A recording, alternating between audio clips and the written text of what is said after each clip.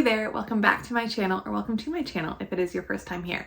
My name is Erin, and today's video is part 3 of my collaboration with Stacy from Stacy J Studio, where we are highlighting the Style Arc Porter Woven Pack, or the Porterhouse as Stacy insists on calling it, and just how versatile of a pattern we think it is.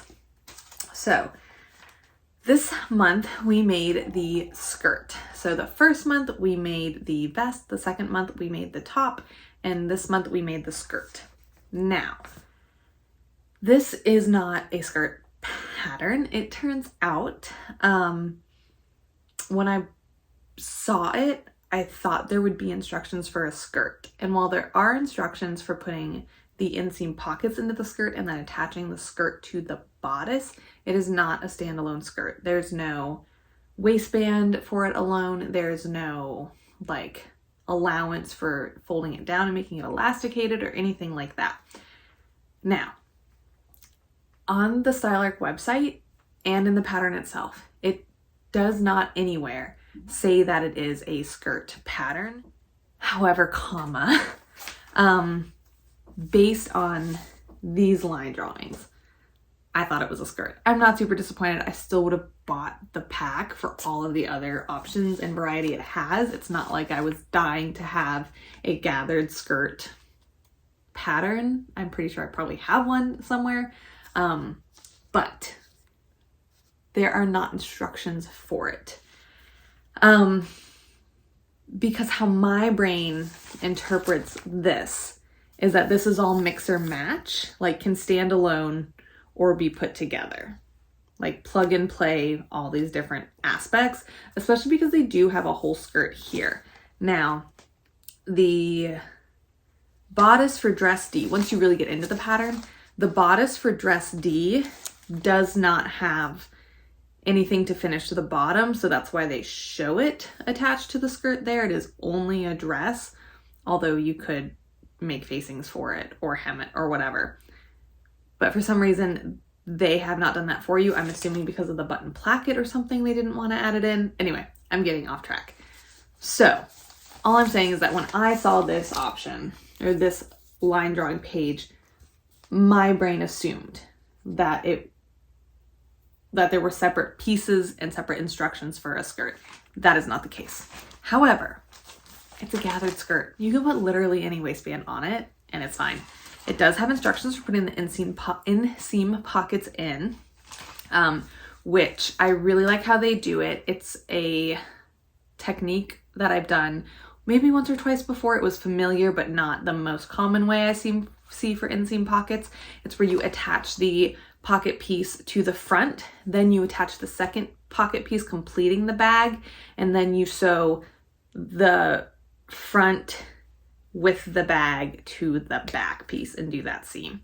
I, for some reason, just get a cleaner finish with that and a better inseam pocket. Like it's a lot more flush than when I do the other way that I've seen a lot more commonly, which is where you attach each pocket piece to the front and back and then sew them together, going down the whole seam around the pocket bag and then continuing. I think I get a better finish because the way that they have you do it in here, and I've done a couple other times before, you are just sewing a straight seam. You have to watch out when you're going past the pocket opening to make sure you don't accidentally sew the front, like you don't sew the opening closed, but it's just a straight seam. There's no like pivoting and stuff.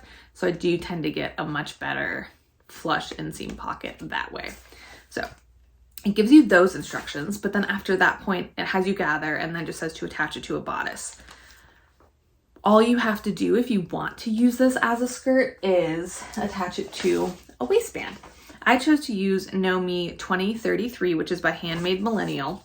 The reason I used this waistband from the pants is because I wanted a flat front and an elasticated back, which is what this does have. And it looked, from the line drawings, looked to me like it was right at the side seam where it transitioned from being flat to elasticated, which is what I wanted. I did not want the type that where the elastic kind of comes around towards the front because I don't like that bulk at my hips. I would rather have the flatness more showing from the front, if that makes sense. So I just used the waistband piece from this followed, I vaguely followed the instructions for putting the waistband together, but it was flat front, normal waistband, and then you just add a casing to the back. Now, you've seen from the thumbnail what my garment looks like. I'll show it to you in person. This fabric is familiar if you saw my first video from this series. It does match the vest I made. I was hoping to have kind of, I don't know why I keep wanting to say plug and play, but like different pieces that could mix and match. And then I wanted it to look kind of like a dress when they're worn together. Was I successful in that? I don't know. When I first put them on together, I immediately looked at myself and was just like, this is giving 90s elementary school teacher. I went to elementary school in the 90s. I felt like I needed to gather children around for story time and read some Eric Carle to them or something, which there's nothing wrong with that. So I don't know. Let me just talk to you a little bit about it, and then I'll talk to you about my feelings about it, because I did wear the set today. So I used this seersucker that I got from Fabric Mart Fabrics. It was in a mystery bundle. So the waistband, as you can see, is that one from the Know Me pattern. I kind of thought it would be a little wider. I don't know why, but it's fine. Flat front. Now, I think I should have gone down to a smaller size. I think I did a 16 as my waistband size. I maybe should have gone down to a 14, just because you can already see as I've brought the elastic in, the flatness is starting to go around more, which is fine. But I attached the skirt before I put the elastic in, assuming that the transition would be at the side seams. So now I'm kind of just ending up with a little more of the skirt on my back side than on the front. It's not exactly an equal distribution between front and back skirt. I don't think it looks atrocious, but I do want to take it in just a hair more because I want it to sit more firmly higher up on me than it is currently sitting. Right now it's like right at the edge of the vest, where I want it to be just, or the bottom edge of the vest. So if I like put anything in my pocket or to breathe in deeply, it like drops down. I want it to be a little more secure, a little higher up. So I do think I want to pull the elastic, like shorten the elastic just a little bit more, but I still don't think it'll be atrocious. Now here are those inseam pockets. I did shorten it by about 1.5 inches. That was a fabric length limitation. With the size, I needed like the width. The only place I could get enough width, I had to shorten it 1.5 inches. But that's fine. It's still pretty long. It falls a couple inches below my knees, and it's fine. So pretty happy with all of that. And that's all she wrote about the skirt. Now, some observations while wearing it today. So the bodice is, I want to say 1.5 inches shorter if you do the top. So when I made the vest, I did it at the top cut line that it has on the pattern piece. That's about 1.5 inches shorter than the bodice length they have if you're making the dress. And I shortened this about 1.5 inches. So it's going to be, when I make the dress, it's going to be the waist, or where the gathering meets the bodice, is going to be about 1.5 inches lower. So a little more like my high hip. And the length of the skirt is going to be a little longer. It does say it's a mid-calf length skirt, which I do think is about where it's going to end up mid. I don't know. We'll see. I think it's going to be a little lower than what I would call mid-calf, but we'll see. It is also going to be a little wider because I brought the vest in. I did a size 14 on both. Well, I did a 16 for the waistband, but it's a different brand. But I did a 14 on the vest, and then I brought it in about 1 inch, like tapered it in so that where it hits me at my waist, it's in about 1 inch from what it was designed to be. So just thinking about that, I was noting that like I'll have a lot more ease there. Obviously about 2 inches more ease than I currently had, and just kind of have that'll change the fit. don't think I'm going to be upset about it. I think I'm going to like it. Just some observations. It was cool to be able to see parts of this coming together without actually making the full dress. My feelings, I guess, about being a 90s school teacher for the day, at least dressing like one. I almost didn't wear it. I almost just wore a white tank top, like kind of a looser fitting tank top tucked into this. I think that would have looked fine, but I decided to step a little out of my comfort zone and try the set as I intended it. And I am neutral about it, I think. My test is always like when I catch sight of myself in a reflection, what is my first reaction? And it's anywhere from the spectrum of like, ugh, to, and I was very like, meh, every time I saw myself, ranging from like a meh to like a meh, but just meh on average. So I liked it. Didn't hate it, won't put these two together and wear them together all the time, but I didn't feel as silly as I thought I would, I guess. I'm glad that I wore them together and stepped out of my comfort zone.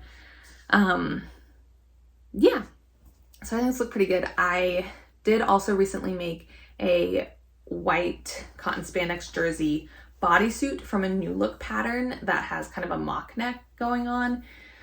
So I think I'm going to wear that under the vest, maybe with the skirt, maybe without the vest. I don't know. I'm going to be very interested to see how that looks in styling it. I'm going to try it all on together in the comfort of my own home and see if I like it, but I'm going to play around with some different looks. I do think this will look good with just a black top or just a white top. Just fine. Honestly, I think I don't like skirts. It's kind of the conclusion I'm coming to.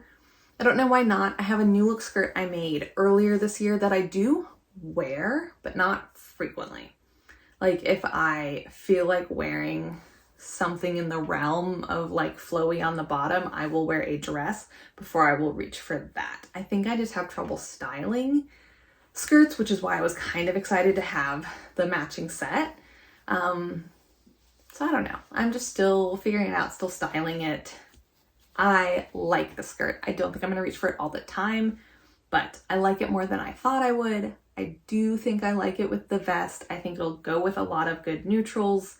And yeah, that is the skirt in a nutshell. Basically, there are not specific instructions for making a complete skirt, but you can take a waistband from anything else and add it on, and you have a gathered skirt with a really nice inseam pockets that are put in very neatly. And that's that. Next month, we will be doing the whole dress. It is time, you guys. We've done every piece of this basically. And it is time to make the dress. So I'm really, really excited for that. I'm still deciding between two fabrics. I'm still deciding which sleeves I want. I know which closure I want. So things are coming together. I have some time to think about it, thankfully. And yeah, that does it for today's video. I hope you enjoyed seeing my skirt. If you have not already checked out Stacy's video, it will be linked below. I'm sure the YouTube algorithm will suggest that you watch that one also, and I suggest you watch it because hers is really cool. Really, really cool. I love what she did with it.